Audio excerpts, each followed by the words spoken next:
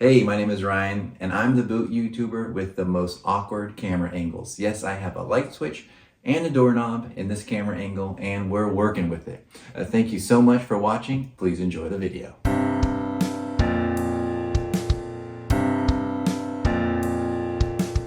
All joking aside, what are we talking about in this video? Well, we're going to be comparing 4 different priced boots in different price brackets, and we're going to see what you get for your hard-earned cash. And we're going to review these boots and kind of compare them to each other to see which one maybe is best for you and your next boot purchase. Now, I've done this before with 4 different price boots, and this one's going to be a little different. The last one I did, and I'll link it down below, each boot price category, you were definitely getting what you pay for, and each category improved as you paid more money. Well, this category is a little bit different. A lot of these boots compare very nicely to each other, but in my opinion, there's going to be one major thing that sets them apart, and we'll talk about that in this video. So what do we have? We have the Urban Wolf Club Colt boots in their brass leather for $150. We have Crafting Glory's monkey boots in their buffalo leather, and this one's going to be $235. We have Parkhurst in their saddle waxy commander, and this boot is coming in at about $368, and the tannery that this leather is from is the Stead tannery. Then we have Alden Indies. These are the vintage Alden Indies. These are discontinued, this exact pair, but we're going to be comparing them generally to the Alden Indies that you can get right now. And this comes in around $700. And these boots are weirdly similar, and we're going to talk about each one and what you really get. Let's start off with the Urban Wolf Club Colt boot. Now, before we dive into the review, please, I want to implore you, guys and gals, I've got a question. I've got a lot of comments of people wanting me to cut these boots in half. And to be honest with you, I kind of want to do it too, but I really want to know if this is something you would be interested in doing, or viewing at least. So here's what I ask. I will cut these in half if this video gets 500 likes. That's about double of my most liked video in the past. So that's really going to show me, if I get 500 likes in this video, I will cut these in half and show you what these look like inside. So I'm leaving it up to you guys. I kind of want to do it, but if I don't get 500 likes, I'm not going to cut these in half for 1,000 views or so. I need to have a little bit more than that, just because I paid for these. I didn't just pay for these, I really love these boots. They're broken in, they're just a great everyday boot to do some construction work or yard work. I found a place in my rotation, I wear them a lot. So you're gonna have to convince me, and that's gonna be by liking this video. So now that that's over, let's just talk about what you get. It's a surprisingly shocking amount of material, of quality material, you get with this boot. And I'll be kind of comparing it to the boots down the line. So you get this nice rubber sole, which is wearing very nice. I think this might be one of my favorite rubber soles that I have, just because it's softer, it's grippier, but it's wearing super slowly. So it's as good as you can get for a rubber sole. You have a thick top lift on your heel, which is great. It's wearing nicely also. Then you have thick veg tan leather heel stacks with a thick veg tan leather midsole. I mean, that is a ton of high quality materials in a $150 boot.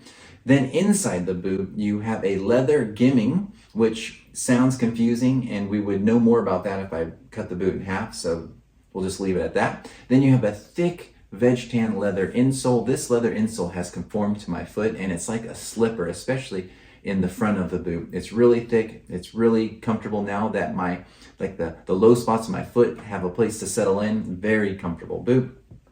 And you have the design of the boot with this leather that is like a nubuck, kind of like a Timberland nubuck that I have oiled. You've probably seen that in past videos. So how does this compare to the boots that we'll see down the line? Well, the bottom of the boot, basically the chassis of the boot, is amazing. It's a 10 out of 10. This is the best value boot I think you can get for 150 bucks. It's made in Leon, Mexico, just super, super awesome.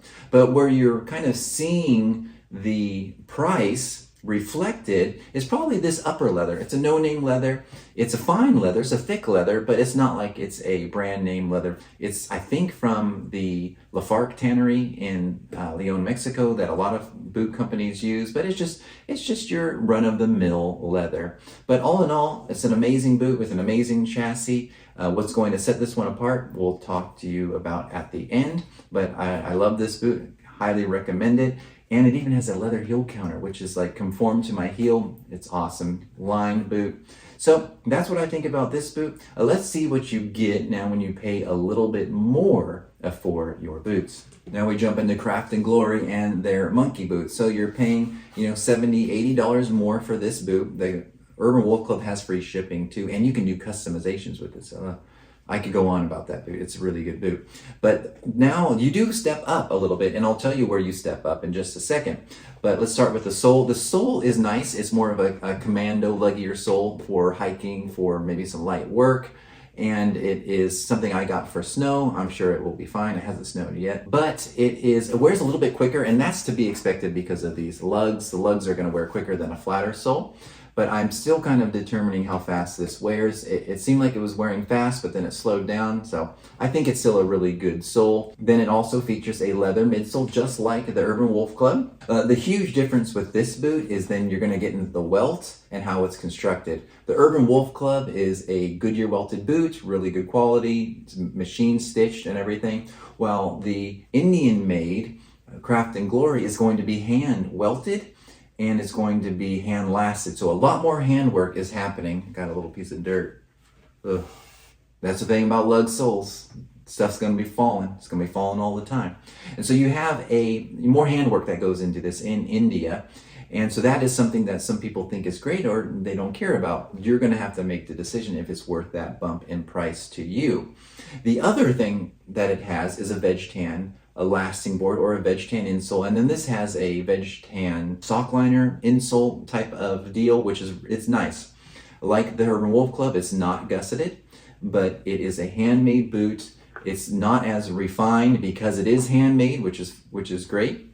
I don't know what you get for the heel counter. I still think this is probably a elastic heel counter. And then you get the design of the monkey boot, which is going to be to your taste. You're getting the handmade factor. And the other big thing you're getting when you step up is a little bit nicer of a leather, in my opinion. This is a buffalo leather from India, tanned in India. It's just a way more of a full grain leather. It's got a nice waxy pull up. It's a unique leather, and it's from a unique tannery, I'm assuming, because you can't just get this in any other boot company that I see right now. But it almost gives me like kudu vibes, like a Chrome XL and a real kudu, because it has so much grain in it. So that is what you're really getting when you step up to the Craft and Glory boot. Super high quality, worth that $235 price. Nicer leather, more handwork, and so you'll have to decide if it's worth that bump in price. Next, we jump to Parkhurst. Now, Parkhurst is where we're really going to see something that is way more refined, a refined boot, and so that might be important to you. The stitches, there's more stitch per inch on the boot. It's just a boot that looks like a lot of care, time, and planning has gone into making it look the best. Full disclosure, this is a seconds. This wasn't given to me, so I'm not bumping up my thought of Parkhurst based on a free boot. No, I paid for this boot, and it is a second, so there are going to be things that you'll see on this boot that might not be as pretty as their first. But you're getting a super refined boot, a boot that was going to work with some people's foot shape because you get a nice tight heel with a wide toe box. You're getting a proprietary Parkhurst sole, which has been wearing really nicely. I think there's a lot of companies that make a sole like this, and in my opinion, they're about the same. I don't see a huge difference, so I like this sole. You're getting the thick veg tan heel stack, a veg tan midsole, a veg tan insole, this reverse split welt, and it's going to be machine made. So you're not getting the handmade, well, I mean, it's handmade, but not hand lasted, hand welted, and then hand stitched like you get with the Craft and Glory. But you're getting a super solid boot. And one of the great things about Parkhurst is the leather choices.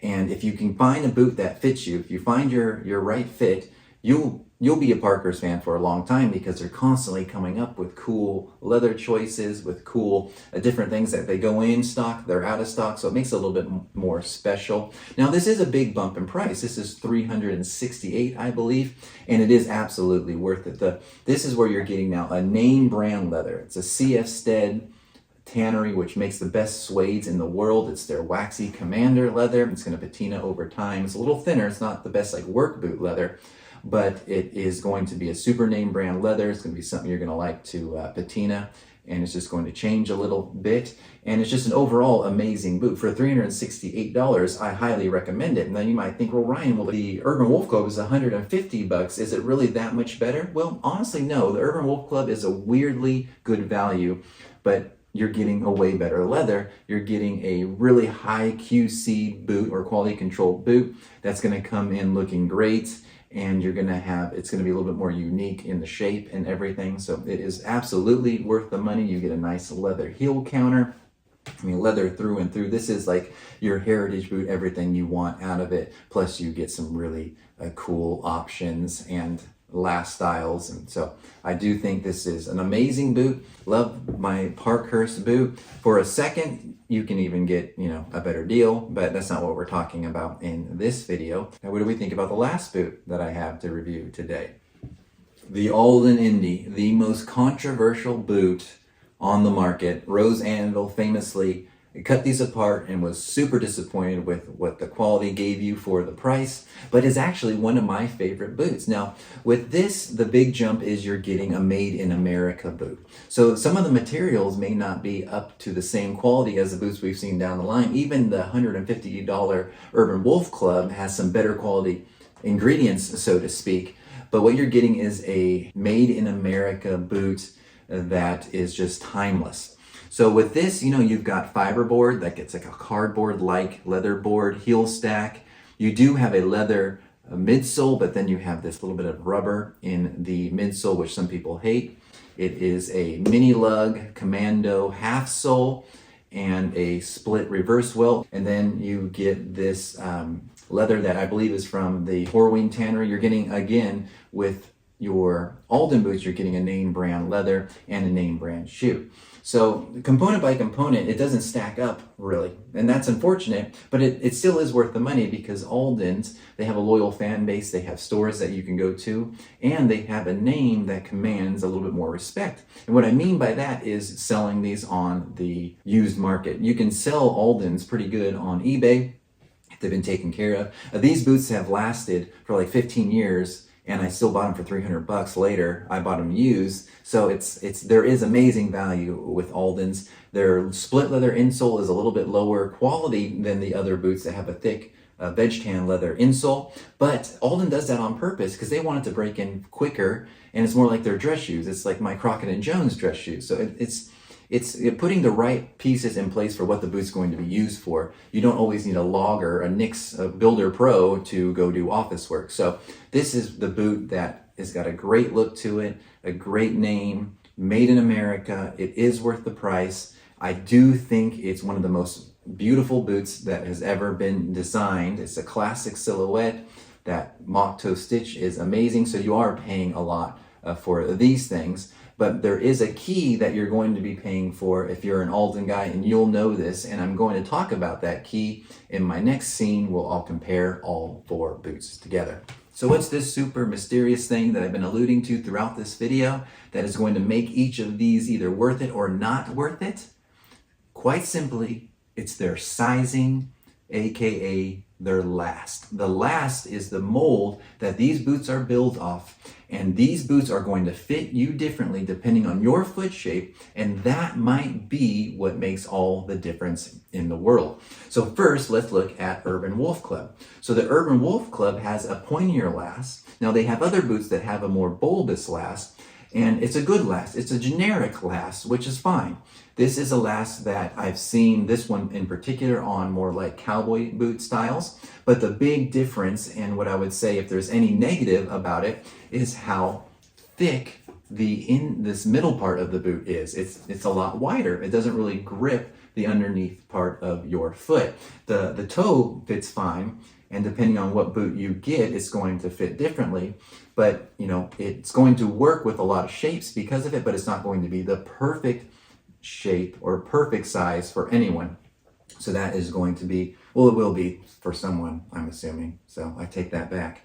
But it's going to be probably the most generic last of the bunch. And there's the price point, $150. It's still an amazing last on this style boot, and I'd still pay it's worth almost double for the boot. But I'm just saying the last is where it's going to be if it's going to be comfortable. Fits my foot really well. I don't love how wide it is down here, but I can work with it. The next we have the Craft and Glory last. So the Craft and Glory last is a little bit wider. It's a little bit stubbier in my opinion, and you don't get a great return policy with Craft and Glory. So you're going to have to see if the last works for you.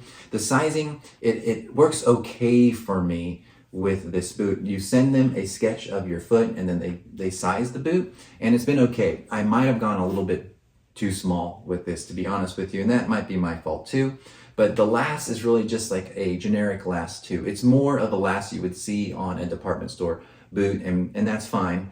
And you're getting so much handwork in this boot, it still makes it well worth the money. Where you really jump into having lasts that really work for your feet is going to be in Parkhurst. Their 302M last, which this is built off of, it's a beautiful last and it works for a lot of guys. And Andrew at Parkhurst spent a lot of time developing this last, and you're paying for that with these boots, and that makes them even a better value in my opinion. So the long story short with this last is you're getting a thinner heel, so it's a combination last with a wider ball, and a sleeker last that has a ton of room in it. So this boot, it feels almost too big for me in the toe box, but if I compare the lengths of it, it's the same through and through. So you just get way more room, a spacious fit, but while you have a nice narrowed heel or nice narrowed waist here, so it gives you nice arch support. So this is an amazing last that really, you're going to love it, or it's not going to be perfect. But if you love this last, you know that you can just continue to buy and buy Parkhurst and be super stoked with the fit. A lot of people that I've talked to in the boot community feel like this is their favorite last of any boot maker. So that is what you're really getting with Parkhurst. Lastly, we have what might be the most famous last, that's the Alden Indy. That's the Berry last, the True Balance last. This is the most anatomically correct last. It almost looks like you sketched someone's foot and built the last around that. Alden guys, and even myself, will live and dive on this last. It's such a comfortable last for you if you need a more anatomical shape. This is going to be well worth the money for the guy that needs this last shape.